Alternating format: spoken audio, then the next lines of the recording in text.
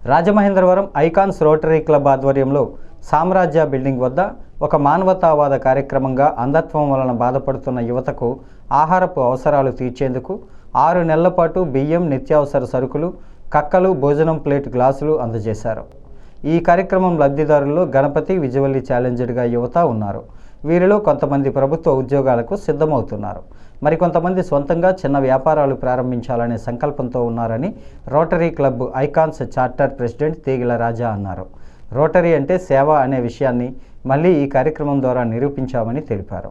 కార్యక్రమంలో president Venkat Emmanni, secretary Suresh Udayagiri, president elect Mandavalli Venkannababu, secretary elect Raghunatharaju, Naveen P Sivakumar తదితరులు పాల్గొన్నారు.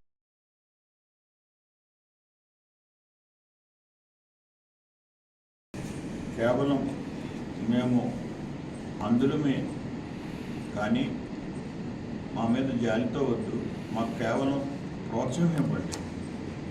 మా స్వశక్తితో మేము నిలబడతాకి మాకు చెయ్యూతినివ్వండి అని నాకు సిఏ రమణ గారి ద్వారా ఈ స్టూడెంట్లు వస్తడం జరిగింది. వీళ్ళలో ఉన్న పట్టుదల, వీళ్ళలో ఉన్న ఆత్మధైర్యాన్ని చూసి నేను చాలా సంతోషించి వెంటనే మా ప్రెసిడెంట్ గారితో, సెక్రటరీతో సంప్రదించడం జరిగింది.